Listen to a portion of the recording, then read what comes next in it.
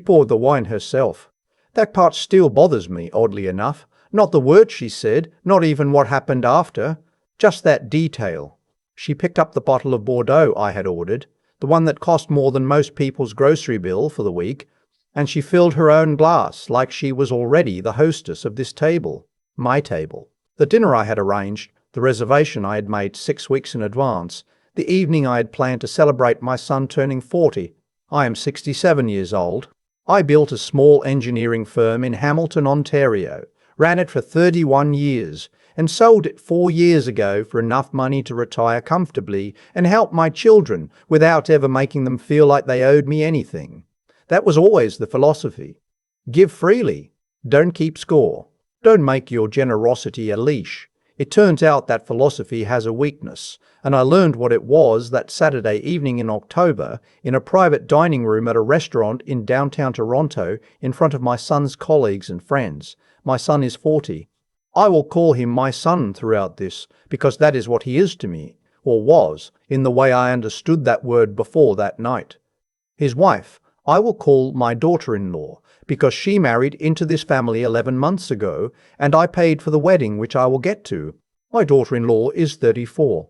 She works in commercial real estate.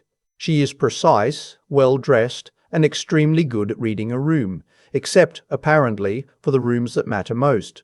I had booked the private dining room at a restaurant on King Street West. 14 guests. My son's closest friends, 2 colleagues from his office, his sister who flew in from Vancouver, and my daughter-in-law's parents, whom I had invited because I thought it was the right thing to do. I was paying for the evening.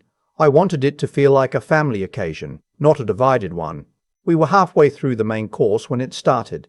My daughter-in-law leaned across the table toward me and said, quietly at first, that she and my son had been thinking about the cottage. I have a property on Georgian Bay. It has been in my family for 22 years. My late wife and I bought it together the summer our youngest started university. We spent every August there for 14 years before she passed. After she died, I kept going. Alone sometimes, with the kids when they could make it. It is the one place in the world where I still feel like the person I was before grief rearranged everything. My daughter-in-law said she and my son had been doing some financial planning. She said it would make more sense, from a tax perspective, if the cottage were transferred into their names now rather than later. She said an advisor had told them it could save the estate a significant amount. She said she had already looked into the paperwork. I put down my fork. I want to be clear about something. The idea itself, stripped of everything around it, was not entirely unreasonable as a conversation to have. There are legitimate tax considerations around cottage properties in Ontario. Capital gains on the secondary property can be substantial. I know this. I have an accountant. I have had these conversations myself. What was not reasonable was the setting, the timing, the 14 people at the table who had gone very quiet. The way she said it, not as a question, not as something she was raising gently to discuss later in private, but as a conclusion she had already reached. A formality she was clearing with me before moving forward. I said I appreciated her thinking about these things and that we could talk about it another time. She said she thought now was actually a good time since my son's sister was here as well and it would affect her too. I looked at my son. He was looking at his plate. I said clearly and without raising my voice that I was not going to discuss the transfer of my property at my son's birthday dinner and that I would be happy to have the conversation with both of them and my accountant at a proper time. She said I was being difficult. That word, difficult. My son looked up then, and he said, and I will carry this for the rest of my life, he said, Dad, why do you always have to make things uncomfortable? I had paid for the dinner. I had booked the room. I had flown his sister in. I had invited her parents. I had spent 6 weeks planning an evening to honor the fact that my son had made it to 40, and he was asking me why I was making things uncomfortable. I did not yell. I did not cry. I pushed my chair back from the table, folded my napkin, and said good night to the guests. I shook the hand of the colleague sitting next to me. I hugged my daughter. I left. I walked out onto King Street and stood in the cold for a moment. October in Toronto. The wind off the lake. I called my car service and waited on the sidewalk and did not go back inside. That was the night. That was the moment. But what came before it matters, and I want you to understand the full picture before you judge any of the decisions I made afterward. My son met his wife 3 years ago. I liked her at first. She was sharp, funny in a dry way, and clearly ambitious, which I respected. I came from nothing. My father worked in a steel plant in Sault Ste. Marie. I built what I'd built by being willing to outwork everyone in the room, and I have never looked down on ambition in anyone. But I started noticing things within the first year of their engagement. The first time she came to the cottage, she spent most of the weekend on the phone. She commented twice on how the kitchen needed updating. She asked me whether I had thought about what would happen to the property eventually. I thought she was just making conversation. I was wrong about that. When they got engaged, my son called me and told me they were thinking of a modest ceremony, maybe 80 people, something intimate. 6 weeks later, the guest list was 212. The venue had changed from the family friend's property in Muskoka to a hotel ballroom in Yorkville. My daughter-in-law's parents were pleasant people but not wealthy, and my son came to me and explained the situation, and I said yes. I said yes because I wanted my son to have the wedding he wanted. I wrote the checks. The total was just under $240,000. That includes the venue, the catering, the photographer, the florist, the rehearsal dinner that I also hosted, the honeymoon I contributed to, and the hotel block I covered for out-of-town guests for 2 nights. I am not telling you this to make you feel sorry for me. I am telling you so you understand the posture I had brought to this relationship. I was not a passive participant. I was all in. After the wedding, things shifted in a way I could not quite name at first. My son called less. When we did speak, his wife was often in the background and the conversation felt managed. They came to the cottage once that summer for 4 days. On the 3rd day, she told me the dock needed to be replaced and asked if I had gotten quotes. On the 4th day, she asked whether I had updated my will since the wedding. I have a daughter. She lives in Vancouver. She works in environmental consulting. She has 2 kids, a husband I genuinely like, and she has never once asked me about my will or my property or what I plan to do with anything. Not because she doesn't care about me. She calls every Sunday. She flew across the country for her brother's birthday. But because she understands that a parent's assets are a parent's assets. Full stop. I want to be honest with you about something. In the months before the birthday dinner, I had already started to feel the shape of where things were heading. I am not young, and I am not naive. I have watched friends go through versions of this. I have seen what happens when a child marries someone who sees the parents as a transaction to be managed rather than people to be loved. I had hoped I was wrong. I kept giving the benefit of the doubt. The birthday dinner removed the doubt. When I got home that night, I did not pour a drink. I sat in my kitchen in the dark for a while. I thought about my wife. She would have known long before me. She always did. Then I went to my desk, opened my laptop, and sent 3 emails. The first was to my accountant. I told him I wanted a meeting at his earliest convenience to review my estate plan, the cottage ownership structure, and any outstanding financial arrangements connected to my son.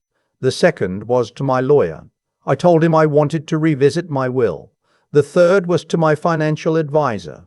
I told him I wanted to understand the full picture of any accounts, loans, or arrangements that my son was connected to through me. I went to bed. I slept better than I had in months. Here is what I found over the following 2 weeks, in meetings and on phone calls and in documents I had not looked at closely enough for too long. My son was a co-signer on a line of credit I had opened to help him when he was starting out 12 years ago. He was still drawing on it occasionally. The balance was not alarming, but it was there. I had been contributing to an investment account in his name for the past 8 years, a habit I had started when he was going through a difficult period professionally, and I wanted to make sure he had a cushion. The contributions had become automatic. I had not reviewed them since his wedding. There was a storage unit I was paying for that contained furniture and boxes from his previous apartment, items he had never come to collect after moving in with his wife.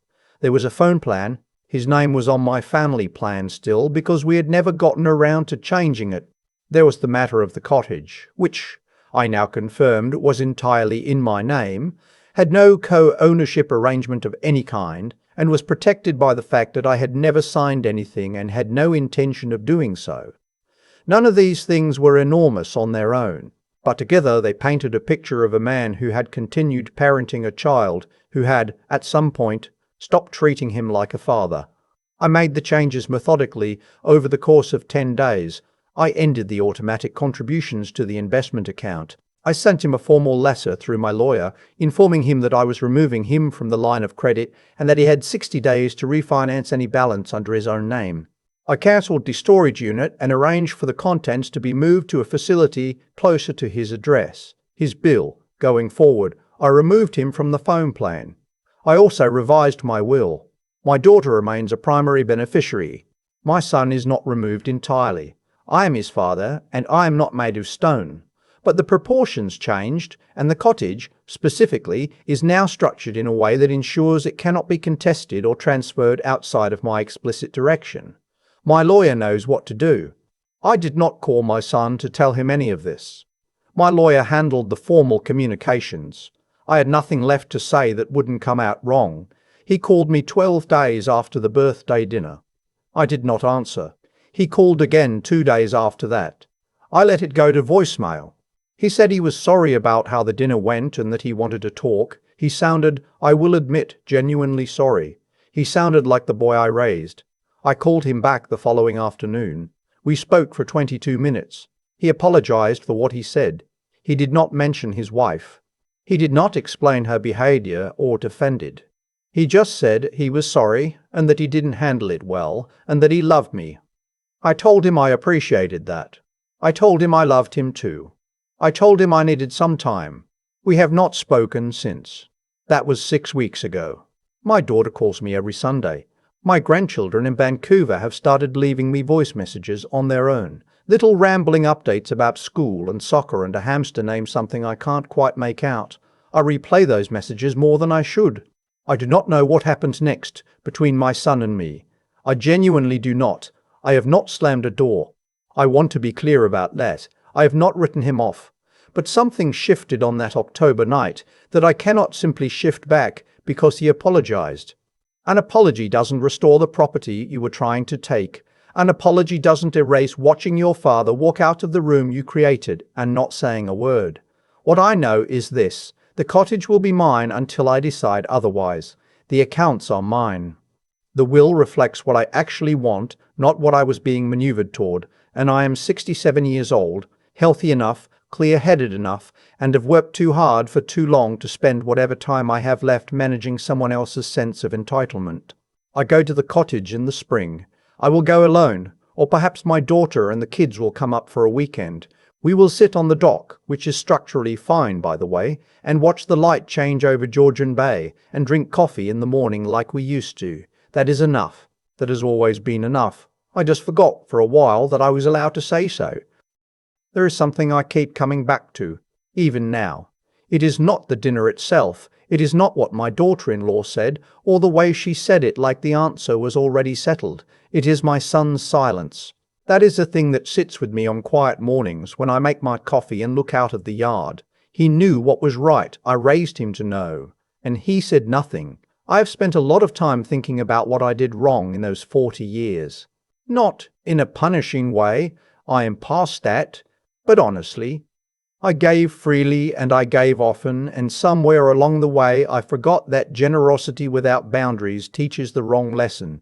Not because giving is bad, but because when you never let someone experience the weight of earning something, they stop understanding that things have weight at all. My son never had to fight for much. I thought I was protecting him. I was actually leaving him unprepared for the moment it mattered. What happened at that dinner table was a consequence.